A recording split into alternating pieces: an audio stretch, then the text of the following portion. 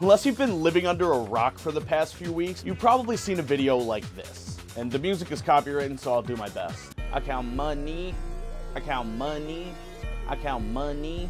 I swerve in a Humvee. I just went crazy, I did. I just went crazy, I did. Me and the homies even did the same thing. We pulled up, dripped out. I made a video about it on my shorts channel on TikTok if you want to check it out. But we literally pulled up to the theater and the guy at the counter was just like, Minions. And we were like, yes, sir. Gotta support our homie Bob out here. But that was literally opening night and the meme was already so widespread to that point that he knew exactly why we were there. But the whole point of this bit is that it's literally a kid's movie. It's absurd to dress up to go to the Minions. And that's what makes it so funny. Now, seeing as I had already done the same thing to pull up to Morbius, I knew that I was doing this the second it became a trend. And the trend itself has been acknowledged by the official Minions TikTok account and dubbed Gentle Minions, which is very fitting. And most of these videos are accompanied by the song Rich Minions by Yeat, which I did a great job covering at the beginning. But how did that song even get made? Like, have the Minions staff heard Yeat? Do they know what his music sounds like? For those who don't know, Yeat is now a very popular artist that rose into popularity thanks to several TikTok trends, usually relating to the bells that he uses in his beats, which have been dubbed Yeat bells, respectively. And this song, Rich Minion, was literally a collab with the Minions. Like, the lyric said, I made a song for the Minions. Like, it's in the song. Even Yeat himself finds it absurd. But this song was used in the promotional material and made the perfect backtrack to a TikTok trend about going to the Minions. It was almost too good, almost calculated. And the song is an absolute bop, but sadly didn't actually make it into the movie, which made me and the boys very disappointed, to say the least. And I would play the song here, but I'd get copyright struck, so you'll have to stick with my insane vocal skills instead. I count money. But thanks to this trend, so many high school and college-age guys went to see this movie, ironically. There are videos of over 200 people pulling up in suits to the same theater and moshing in the movie theater. Some kids stuck over 200 pounds of bananas into a theater. It's getting crazy. And thanks to the wacky world of clout chasing, within the movie's first weekend, it already has nearly tripled its budget of $74 million, making over $202 million globally within 3 days of release. And it's on track to not only become the highest grossing film for a 4th of July weekend, but it's undoubtedly going to be up there in the highest grossing films of all time, which is absurd. The original Minions had a 55 on Rotten Tomatoes with an audience score of 49%. And while it didn't live up to the same level of mediocrity as something like the Emoji Movie or Morbius, it was still far from a huge success. It was lower than Despicable Me 1 and 2, pretty much even with Despicable Me 3, but despite this, the movie grossed $1.159 billion. Yeah, it is the 22nd highest grossing film of all time, and it is a 55%? What? The Little Yellow Man movie is better than, I don't know, Star Wars, the first Star Wars. It did better than Joker. This is one of the highest grossing movies of all time. Are you kidding me?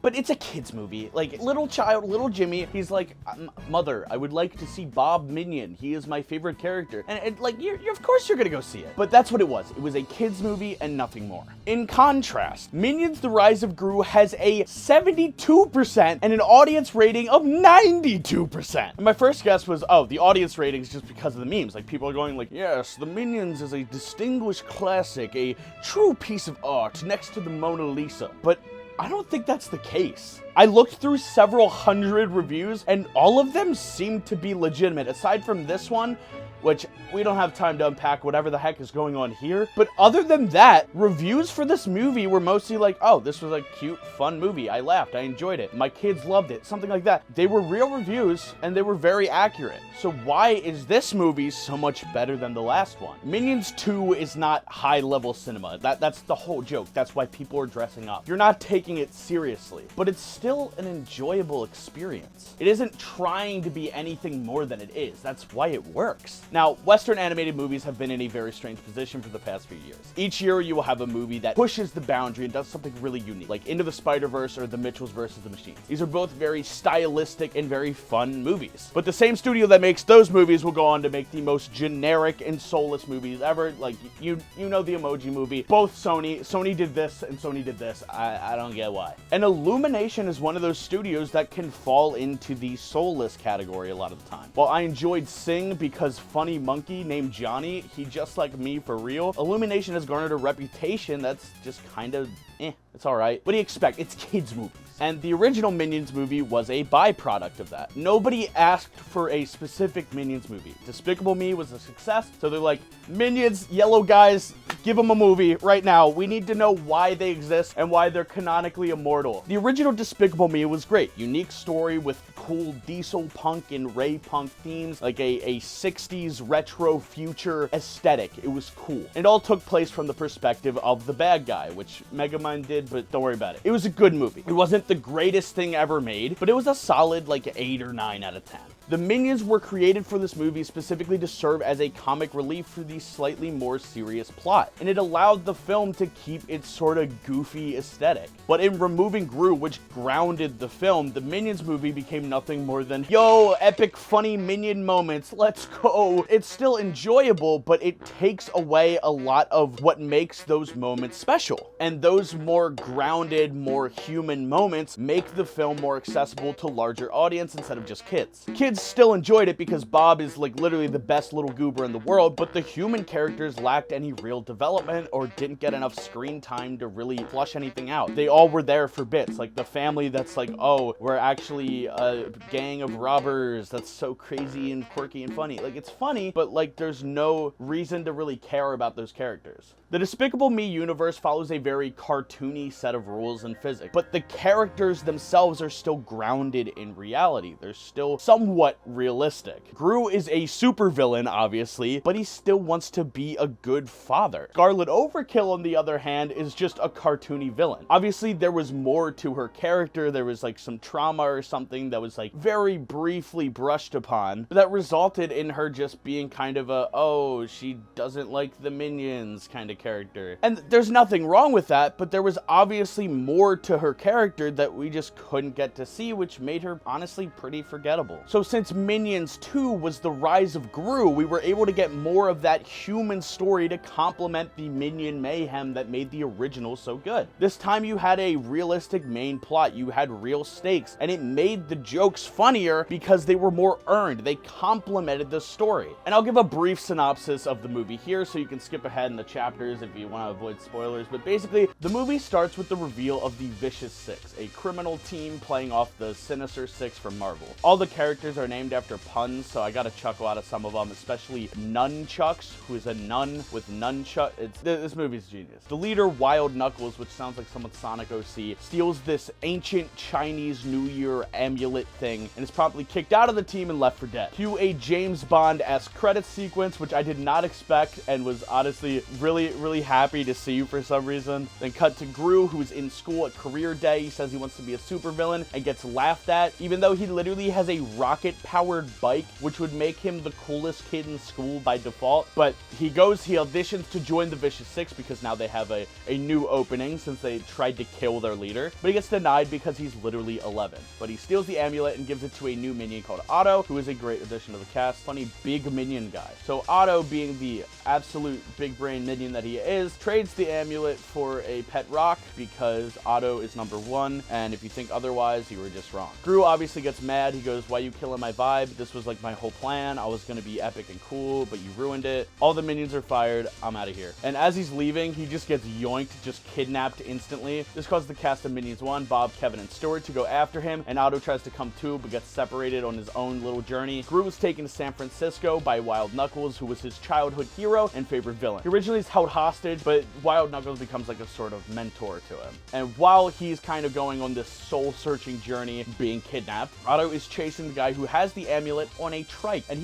man's a zoom-in. And this is like the perfect use for the minions. They're trying to get Gru, so they're gonna do the funny minion antics on the way to get him. It makes sense. And while they're trying to like help and advance the plot forward, they're doing it in a comedic way. So it's like, oh, I didn't expect that. That's funny. So the jokes aren't taking away from the story. It's not like a Family Guy cutaway. They're enhancing the story and making the plot more entertaining and more digestible for the young audience. And all this is happening while a more serious mysterious story is developing with Gru. And that's what made the original Despicable Me work. The other minions hijack a plane and learn karate to save Gru, which has their fair share of funny moments, while Otto goes on like a soul journey with this cool biker guy. Eventually everyone meets up in the same spot in San Francisco for a final showdown. The Vicious Six take the stone back and turn into like giant Chinese New Year animals. Like one of them's a dragon. It's cool. There's a climactic fight scene. Eventually Gru and the minions win. Everyone's happy. Da da da. End of the movie. Funny moments were good. Throughout this movie, the minions are utilized as comic relief, as they should. Basing the entire movie around them kind of takes away from the funny factor of them and just makes it like, oh, I want to see the plot progress, but Bob's being all cute and Bob-like, and Stuart's like, oh, they look like banana, I should eat them,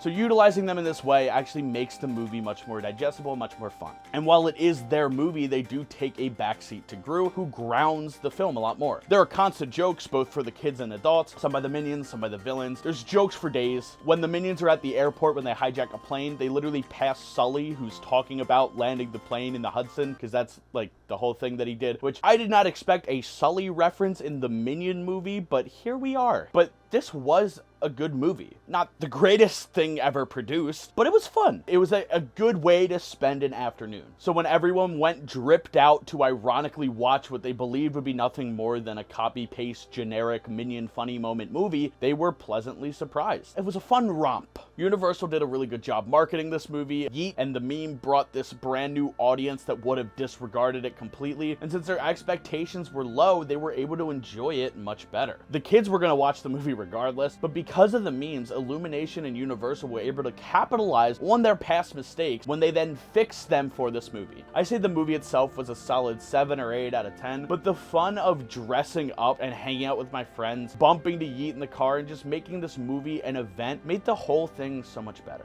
So honestly, I'm really glad that I went to watch Minions: The Rise of Gru. I never thought those words would leave my mouth, but they have. But if you like this video, I have another one that you can watch right here where I made my own movie in 24 hours, or this one right here from my shorts channel where me and the boys went to see Minions. I hope you like the surprise upload. I'm gonna try and maybe do more of these in the future when I have other ideas that I think of. But with that being said, I hope to see you in the next one. Why'd I do that with my head? I hope to see you in the next, like I'm doing a TikTok dance here. What?